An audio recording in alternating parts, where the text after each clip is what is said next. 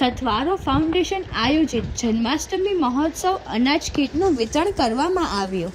આ અનાજ કીટ ફક્ત 10 રૂપિયામાં દેવામાં આવી, જેમાં 6 વસ્તુ જેવી કે તેલ 1 લીટર, ચણાનો લોટ 500 ગ્રામ, ખાંડ 500 ગ્રામ, મેંદાનો લોટ 500 ગ્રામ, ચોખાના પૌવા 500 ગ્રામ, મકાઈના પૌવા 500 ગ્રામ જેવી વસ્તુઓ આપી।